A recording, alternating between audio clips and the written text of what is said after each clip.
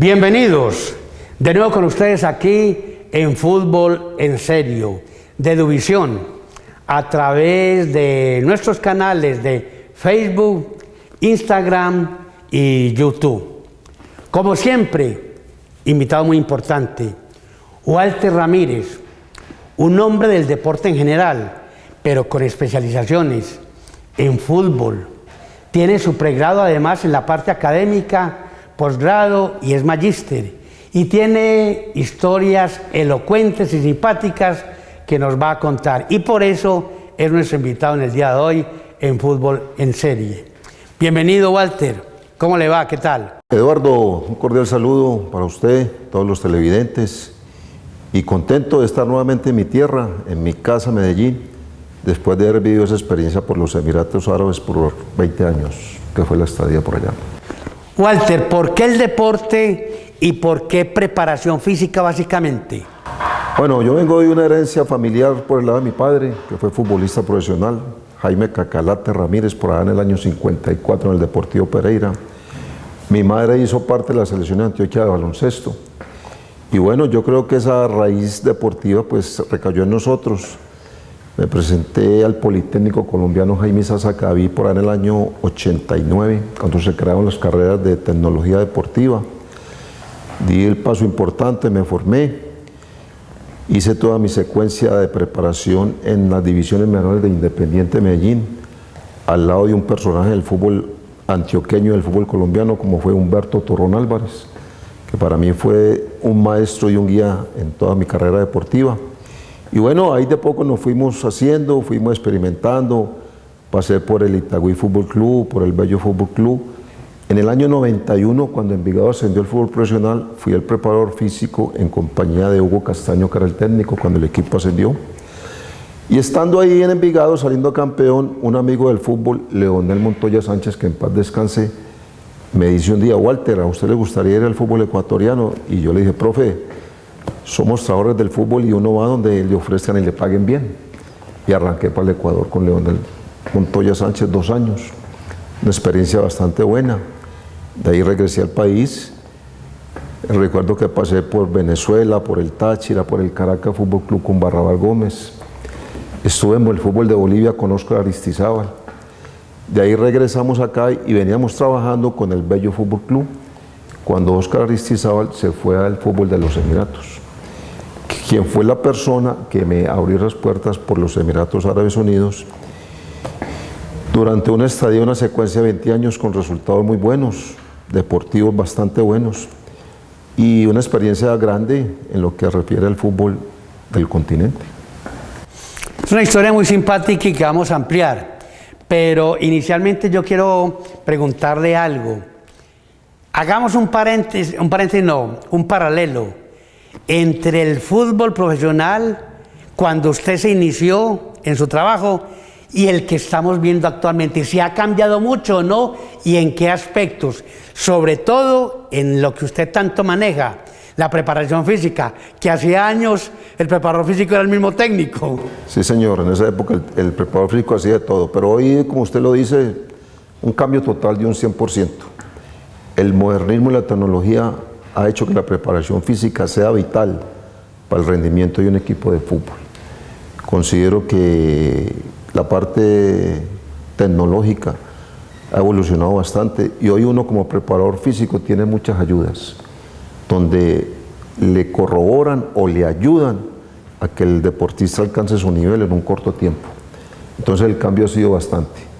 Y lo otro es que la preparación de los técnicos y la gente adyacente al fútbol cada día va evolucionando más.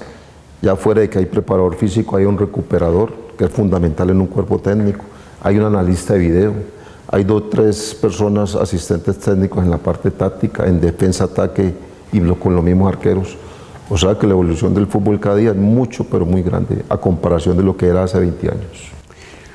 Habitualmente los preparadores físicos son personas muy ponderadas, son como los fusibles en los equipos. En el caso de usted ha sido preparador físico.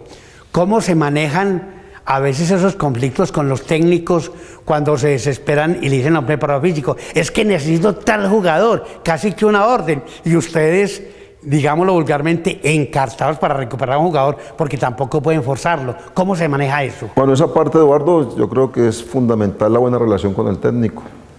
Fuera de que es un compañero de trabajo, tiene que ser un amigo, que uno lo entiende, lo entienda uno los momentos determinantes que hay que tener. Pues yo creo que eso es vital.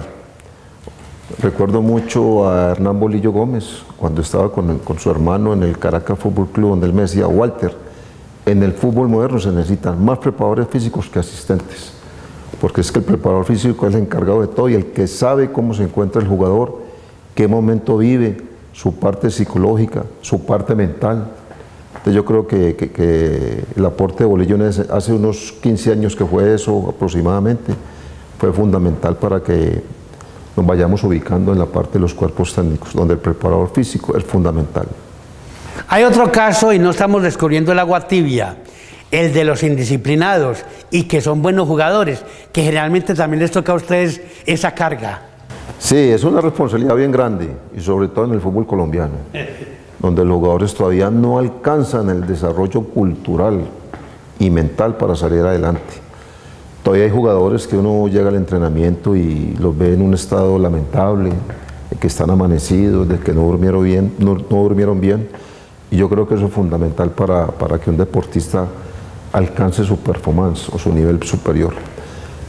Eduardo, de a poco se ha ido mejorando, pero todavía se siguen presentando falencias donde los jugadores no llegan con la responsabilidad que se necesita para el fútbol profesional. Podemos decir que en el mundo del fútbol, porque usted ha recorrido ya varios continentes, prácticamente es una cultura de nuestro fútbol, la indisciplina, y no es tan acendrada en otros países. Sí, la diferencia es grande. Yo le hablo, por ejemplo, del medio árabe, donde tuve oportunidad de conocer tanto trabajos de divisiones menores como trabajo de primera y profesional. Bueno, también incide mucho la cultura y la religión. Claro. ¿No? En el medio árabe, pues un jugador decir que va a tomar trago, que va a llegar borracho, que va a llegar trasnochado, es difícil. En ese sentido, esa es la cultura allá. Pero el jugador colombiano y suramericano, sobre todo, le falta un poquitico su evolución, un poquitico de desarrollo, un poquitico de más mentalidad. Y eso lo va dando a través de los tiempos el fútbol, de que vaya mejorando. Y muy hoy en día con las redes sociales, algunos se han documentado y han evolucionado, pero se siguen presentando fallas. A propósito de las redes sociales, ¿ha enriquecido a estos muchachos o de pronto les ha quitado con temas, digamos, que son superfluos, que no son importantes? O al menos se ganó un poquito en el sentido de que no sea cartas todo el día. No, yo creo que se ha ganado, pero todo a su debido tiempo. Yo creo que hoy en día el celular y las redes sociales, pues, para un deportista son fundamentales, pero todo a su debido tiempo. Uno no puede reemplazar una red social con un entrenamiento, por ejemplo. Entonces yo creo que el deportista en ese sentido tiene que ser más responsable y más consciente de que hay que prepararse y que las redes sociales le van a aportar información para que él siga progresando. ¿Y cómo se controla, sobre todo en las horas de la noche, el abuso de pronto de las redes sociales? Bueno, hay ciertos métodos que uno respeta. Yo soy de las personas, o como preparador físico, demuestro que hay que darle responsabilidad al jugador. En los casos personales que me tocó vivir, no, el jugador se le dice a determinada hora, ejemplo 11 de la noche, tiene que estar su celular guardado o ya listo para que usted duerma. Hay otros técnicos y preparadores físicos que ordenan retirar los celulares. Eso ya depende, como le digo, de la organización del cuerpo técnico. Pero yo creo que al futbolista hay que darle responsabilidad y seguridad de que él mismo decida por sus propios actos y sea responsable de lo que hace. Estamos con el profesor Walter Ramírez, preparador físico, aquí en Fútbol en Serio. Vamos con esta pausa y ya estaremos de nuevo con ustedes. ¿Te apasiona el mundo del fitness y la preparación física? Entonces no esperes más e inscríbete en el programa técnico laboral como auxiliar en acondicionamiento físico y entrenamiento deportivo en la Escuela de Tecnologías de Antioquia. Desarrolla habilidades prácticas para trabajar en servicios de recreación, integración, acondicionamiento físico y deporte, abriendo las puertas a una carrera emocionante y repleta de oportunidades. Da el paso hacia un futuro prometedor en el mundo del entrenamiento físico. Reserva tu cupo ahora mismo en el número WhatsApp 219-6441. Visita nuestro sitio web en etdea.edu.co. No dejes pasar esta oportunidad, inscripciones abiertas. Obtenga la licencia en Salud Ocupacional. Estudie Tecnología en Gestión de Seguridad y Salud en el Trabajo en la Escuela de Tecnologías de Antioquia. Metodología a distancia, modalidad virtual. Más información en www.etdea.edu.co. WhatsApp 315-219-6441. Inscripciones abiertas. Estudie Tecnología en Gestión Contable y Tributaria en la Escuela de Tecnologías de Antioquia y prepárese para asesorar a los contribuyentes en aspectos contables y tributarios, auditar el cumplimiento de las obligaciones fiscales y empresariales y elaborar declaraciones de cualquier tipo de impuesto. Metodología a distancia, modalidad virtual. Más información en www.etdea.edu.co. Teléfonos 315-219-6441. Inscripciones abiertas. Estamos en Fútbol en Serio con el profesor Walter Ramírez. Hablemos de lo positivo, de esos jugadores que le han llamado la atención a usted por responsables, por serios, que inclusive le aportan al técnico y a los mismos preparadores físicos en algo, en ideas. Bueno, en un grupo de fútbol uno encuentra todo tipo de personas, ¿cierto? Pero hoy en día hay jugadores muy preparados desde el punto de vista académico, que se preocupan por estudiar, se preocupan por dominar los idiomas, que eso es fundamental en el mundo moderno. Y son fundamentales para uno. Yo creo que en un equipo de fútbol uno debe tener 2 o 3 personas capacitadas para que en el día de mañana sepan suplir todo lo que un preparador físico o un técnico debe mandar a hacer con ellos. ¿Quiénes, por ejemplo, que usted recuerde? Yo recuerdo mucho, por ejemplo, a un muchacho Mauricio Montoya, que fue del Envigado Fútbol Club, a un Alejandro García, que fue del Envigado Fútbol Club. Y en el Medellín hubo gente muy interesante, Pablo Jaramillo, creo que aportó cosas muy buenas. El mismo Gamo Estrada, sí. Yo creo que el Gamo a través de su trova y su cultura dejó unas enseñanzas y unos mensajes muy buenos. Entonces son gente que uno tiene que resaltar. Y de los que yo considero que nos aportó bastante fue el pibe Valderrama. A pesar de su forma de ser y eso, fue un líder positivo. Y yo creo que la imagen que nos dejó el pibe a los preparadores físicos, a los técnicos, a los jugadores, fue una persona íntegra, que a través de su fútbol que practicaba y ponía a disposición del equipo, hizo que el fútbol colombiano alcanzara un buen nivel. Usted se consolidó como un gran preparador físico. ¿Nunca se interesó en ser técnico? No, Eduardo, en ese sentido yo sí me caractericé por siempre ser preparador físico. Y a la edad que tengo hoy tampoco me interesa llegar a esa parte de técnico. Yo creo que uno se prepara en su vida para algo específico, no para invadir otros campos que no le corresponden. Entonces, a través de la experiencia, de la formación académica, tuve oportunidad de estar en Brasil en un posgrado y recientemente asistí en España a un trabajo bastante importante de magíster en readaptación del futbolista a través de la preparación física. Y yo creo que uno se va especializando y en ese sentido yo creo que hay que morir con la de uno. En ese sentido me siento muy contento por la profesión que he hecho hasta el momento. ¿En esa actividad en Colombia estamos bien? Nos falta, yo considero que en Colombia nos falta profundizar, capacitarnos más. Desafortunadamente la Federación Colombiana de Fútbol y la DIMAYOR siguen sin exigir aquellos certificados, aquellos, ¿cómo se dice?, estudios a la gente que viene de afuera para que se nivelen todos los preparadores físicos. En estos momentos tenemos a Prefuco, que es la Asociación de Preparadores Físicos del Fútbol Colombiano, liderada y presidida por Elkin Sánchez, donde se está intentando con la Federación y con la DIMAYOR que sea un requisito fundamental que el preparador físico del profesional o de la primera B tenga su certificación a nivel de Conmebol y por ende a nivel de la FIFA, que es fundamental para que el fútbol siga evolucionando y avanzando. Bueno, vamos ahora a esa experiencia suya en el sector árabe. Nos decía que Óscar Aristizábal lo llevó. ¿Cómo fue primero ese cambio, esa llegada, el idioma y todo eso? Bueno, vuelvo y les digo, como la persona que me ayudó y me abrió puerta en el fútbol árabe fue Óscar Aristizábal. Él venía trabajando con un equipo de la primera B, segunda división, y me ubicó porque habíamos trabajado juntos en el Bello Fútbol Club. Yo estaba por los Estados Unidos en esa época, me dijo, Walter, ve, estoy en los Emiratos Árabes, necesito un preparador físico, ¿te animás? Y yo, hombre, pues todos hemos procurado y tenemos el objetivo de salir del país a trabajar en nuestra profesión. Y me animé a irme a los Emiratos Árabes. Unas anécdotas increíbles los primeros años. Una, por la falta del inglés. Dos, por no conocer la cultura árabe y el mismo idioma árabe. Y yo creo que a través del tiempo, la estadía, la experiencia, la vivencia, fuimos evolucionando y ya hoy en día nos defendemos con el árabe y con el inglés que tocó estudiarlo y prepararlo para nuestra actividad. Ya yo creo que nos sentimos unas personas muy desarrolladas y considero que estamos aptos para trabajar en cualquier lugar del mundo.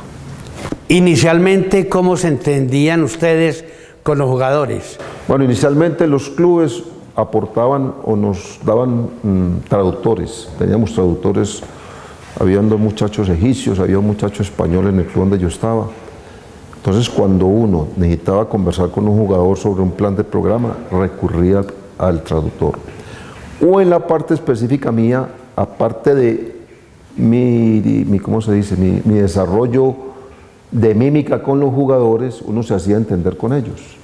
Porque en la parte física yo creo que la demostración del ejercicio es fundamental para el deportista, ¿cierto? De los primeros años siempre sufrimos eso. Pero vuelvo y te digo, Eduardo, ya con el tiempo ya no fuimos necesitando ni traductores y nos fuimos desempeñando como el medio nos iba exigiendo. Pero inicialmente esa no era una barrera que perjudicaba el trabajo de ustedes. No, no tanto una barrera, pero sí era un obstáculo para algunas decisiones que había que tomar. Porque es que muchas veces el traductor, uno le decía al traductor y el traductor le transmitía al jugador de otra forma distinta. Entonces uno decía, si le está diciendo la verdad o lo está llevando por donde no es. Pues yo creo que en ese sentido nos fuimos adaptando y fuimos saliendo adelante. Pero hubo situaciones que, por ejemplo, se citaban los jugadores a una hora en el inglés que nosotros manejábamos y él les decía otra hora. Llegaban media hora después y ¿qué pasó? No, es que el traductor me dijo que llegáramos a las 9:30. Y yo, no, pues que la cita a las 9. Entonces cosas así por ese estilo. Pero yo creo que eso se fue mejorando y a través, vuelvo y te digo, de la experiencia, del día a día, nos sirvió de ayuda para salir adelante. ¿Y cuáles eran las nacionalidades más comunes en el fútbol de su época allá? Bueno, fuera de los emiratíes estaban los egipcios, estaban los jugadores de Marruecos, que también habían bastante, habían brasileros, mucha gente de Jordania, de Palestina, de Siria. Mejor dicho, ni a quién contarle un chiste. Pero todos con la predominancia del árabe. Entonces, en ese sentido, alguna cosa uno utilizaba al traductor para que se encargara de transmitir lo que uno quería. ¿Y ustedes empezaron a manejar este idioma? ¿Por qué? ¿Porque se entraron a clase o al fin y al cabo de hablar tanto con la gente? Bueno, en el caso específico, yo estuve en un club muy grande del fútbol árabe, que es el Club Al Ain. Ah, sí. Que salió campeón ahora el torneo pasado de la Champions de Asia. Un club muy organizado, ahí alcancé a estar 5 años. Y en el Club Al Ain habíamos, entre los cuerpos técnicos, habían españoles, brasileros, habían unos muchachos de Serbia, yo como colombiano, y durante 2 semestres el club nos aportó un profesor de árabe, pero de árabe específico de términos de fútbol. Él nos ayudaba con términos de cultura general, pero específicamente fútbol, para nosotros no sufrir mucho con ellos. Y fueron 1 año, 2 semestres de un aprendizaje constante, de clases diarias, mañana y tarde, y en verdad que nos sirvió bastante. ¿Y eso específico del fútbol le sirvió de pronto para usted progresar en general? ¿Más o menos se defiende en árabe ya? No me defiendo en árabe, pero en términos de fútbol ya uno entiende la pelota, el árbitro, salir más afuera, cosas por el estilo, la cancha, el árbitro, el silbato, cosas específicas de fútbol. Entonces eso a nosotros dentro del campo nos daba más seguridad. Porque muchas veces uno tenía que decirle a un jugador, vea, tiene que agrandar más, ¿me entiende? Sí. Entonces utilizaba al traductor, pero entonces ya uno sabiendo cómo se decía, ya ganaba uno mucho tiempo. Y muy incómodo para uno como entrenador o preparador físico estar con un traductor detrás de uno. Entonces es una parte incómoda. Pero bueno, yo creo que eso hizo parte de la experiencia y nos dio resultados muy buenos. Si no le incomoda, ¿por qué no nos regala un mensaje corto como si usted lo estuviera dando a algún jugador. Habibi, remember I have area for the Cora. Hay que agrandar cuando la pelota venga en profundidad. Una mezcla, casi que papiamento, ¿qué? Bueno, en Emiratos hay una cosa buena que casi todos los jugadores hablan inglés. Ah, ya. Entonces el inglés allá es necesario. Pero lo específico del árabe es fundamental. No, muy simpático. Sí, no, fue una experiencia bastante buena, Eduardo, a nivel familiar, a nivel de la hija. Yo tengo una hija que fue campeona del mundo de patinaje, Melissa Ramírez. En el año 2008 alcanzó su medalla con Colombia en Gijón, España. Algún día me dijo, papá, yo quiero terminar mi carrera de ingeniería de petróleos en los Emiratos. Y yo le dije, Melissa, bueno, es un objetivo bueno, porque ella había empezado aquí en la Universidad Nacional. Pues Eduardo al día de hoy fue y terminó su carrera en los Emiratos. Y al día de hoy está por Noruega, donde está trabajando en su profesión, gracias al Señor. Qué bueno. Sí, señor. Estamos con el profesor Walter Ramírez en Fútbol en Serio. Ya estaremos de nuevo con ustedes. Contribuya a la productividad, competitividad y mejoramiento continuo en las organizaciones. Estudie tecnología en gestión empresarial en la Escuela de Tecnologías de Antioquia. Metodología a distancia, modalidad virtual. Más información en www.etdea.edu.co. WhatsApp 315-219-6441. Inscripciones abiertas. Estudia tecnología en gestión de mercadeo digital en la Escuela de Tecnologías de Antioquia y aprenda a desarrollar estrategias de comercialización en los mercados digitales. Metodología a distancia, modalidad virtual. Más información en www.etdea.edu.co. Teléfonos 315-219-6441. Inscripciones abiertas. Aprenda a desarrollar estrategias para la correcta gestión de la cadena de suministros, la producción de bienes o servicios y su respectiva distribución. Estudie tecnología en logística internacional en la Escuela de Tecnologías de Antioquia. Metodología a distancia, modalidad virtual. Más información en www.etdea.edu.co. WhatsApp 315-219-6441. Inscripciones abiertas. Llegamos al segmento final de Fútbol en Serio con el profesor Walter Ramírez. Hablemos un poquito de la parte personal, anécdota allá en su vida común y corriente. Anécdotas muchas, empezando por la parte familiar. Con la señora en la calle uno no la podía abrazar ni darle un beso, porque la cultura islamista no permite eso. En los centros comerciales uno la puede agarrar del codo, pero ir de la mano así no se veía muy normal. Ellas como personas y como mujeres no podían vestirse como se viste en Colombia, por ejemplo, hay que cubrirse.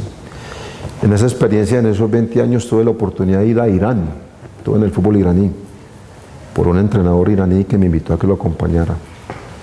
Experiencia muy buena de Irán, buen país, país rico, con muchas leyes. Y dentro de la experiencia allí era que las mujeres no podían ir al estadio, no se permite que la mujer vaya al estadio en Irán. Sí. En Emiratos ya sí las dejan entrar y hay una tribuna única y exclusivamente para familias, donde entra la mujer con su familia, el papá y los hijos. Entonces es una cosa buena. Dentro de las cosas buenas, ya cuando uno está en los clubes, generalmente cada semana se hace una comida, lo que nosotros aquí llamamos un asado. Sí. Entonces allá matan el cordero, que es el animal de ellos. Y allá uno se sienta en el piso, en determinados tapetes, y se come con la mano. Entonces eso para uno es algo anormal, ¿cierto? Porque uno quiere sentarse en un tenedor, en un comedor, bien sentado y con sus cubiertos, no, allá todo era con la mano. Entonces eso fue un choque cultural para uno que al principio me costó. Eso se hace cada semana en todos los clubes, se hace un asado, se mata un cordero, o si alguien cumple años, o si nació un hijo, o si terminó universidad, o cuando fallece alguien, por ejemplo.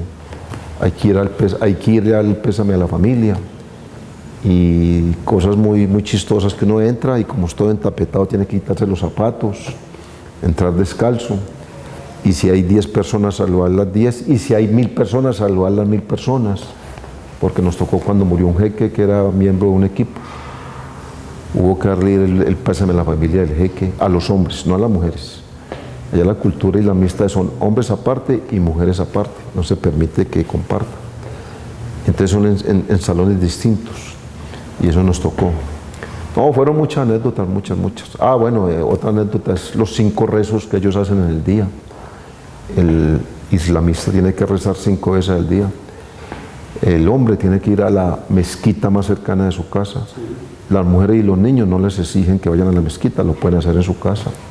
La época del Ramadán, que es un año y un ayuno total. ¿Qué consiste el ayuno? El ayuno consiste de 5:30 de la mañana a 5:30 de la tarde, no agua, no cigarrillo, no música, solamente escuchar sonidos o oraciones del Corán. Y es un ayuno que hace que 10-12 horas el deportista o la persona no ingiera nada. Entonces en esa época de Ramadán los entrenamientos son las 10-11 de la noche. Porque el jugador tiene que hacer el ayuno, comer, recuperarse e ir a entrenar. Entonces es una de las épocas más difíciles para uno como preparador físico, porque después de 12 horas de no comer, te imaginas cuando viene la hora de comer todo lo que uno come. Entonces eso hubo que manejar. En esos sentidos nosotros concentramos los equipos, se les daba el laván, que es el comité de nosotros, se les daba el laván de recuperación con los dátiles que suelta la palma. Sí. Eso lo procesan, esa es la recuperación y después viene la comida normal. Entonces ellos eran felices comiendo y comiendo arroz y el arroz hacía que estuvieran llenísimos. Después de 1:30, 2 horas ya sí venía el entrenamiento, entonces eso había que controlarlo.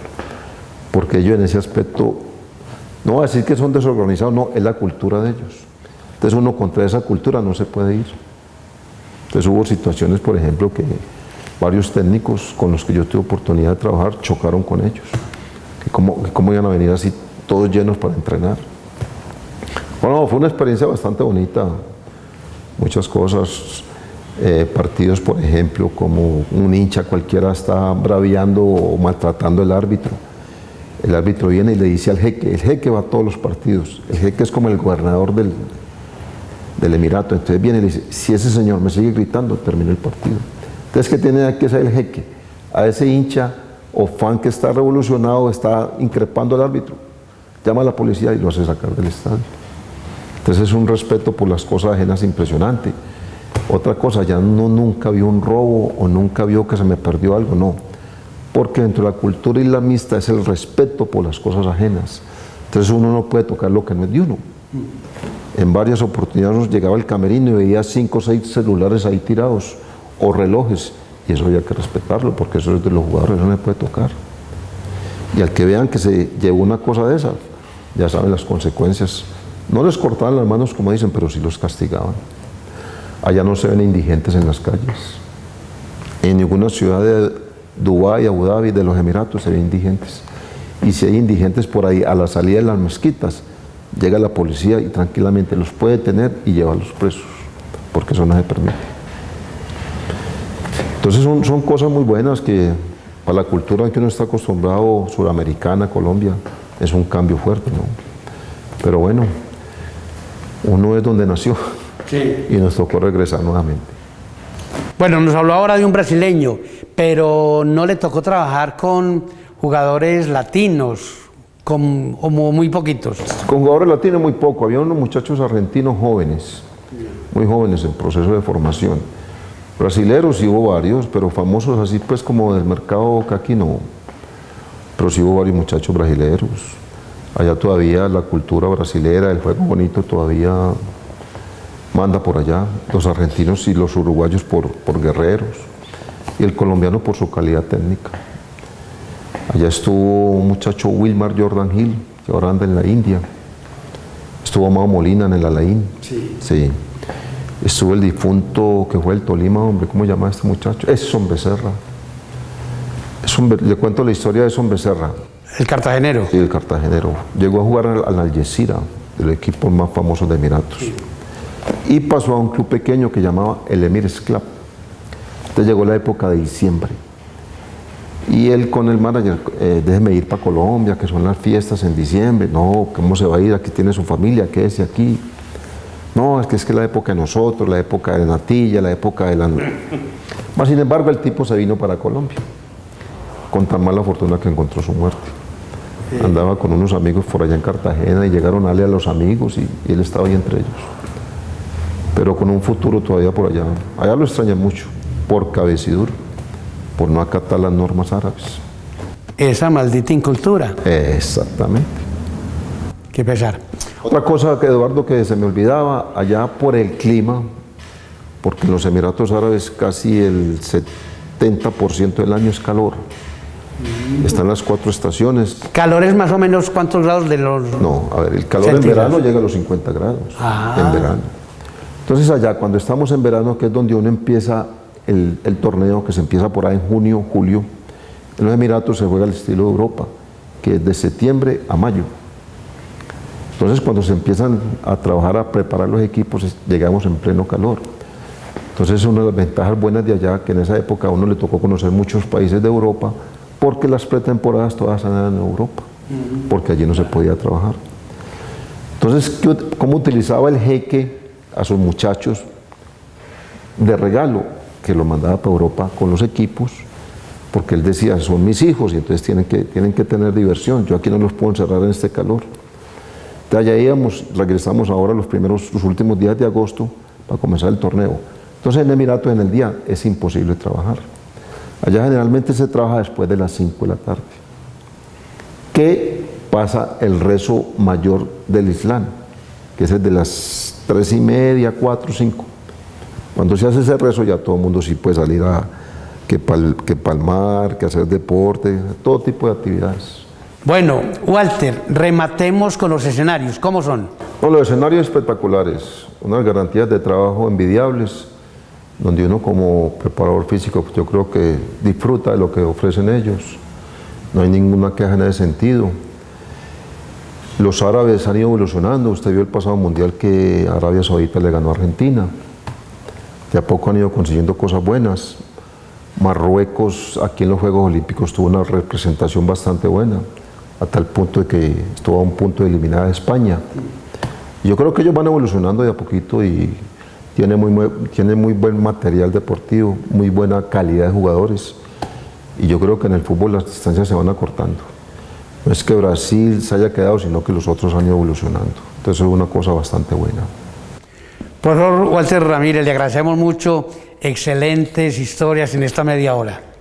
Bueno, como dicen los árabes, inshallah, si Dios quiere nos volveremos a ver y a disfrutar de la vida del fútbol. Muchas gracias. El profesor Walter Ramírez era nuestro invitado en el día de hoy en Fútbol en Serio, con una historia espectacular para todos ustedes. Hasta pronto.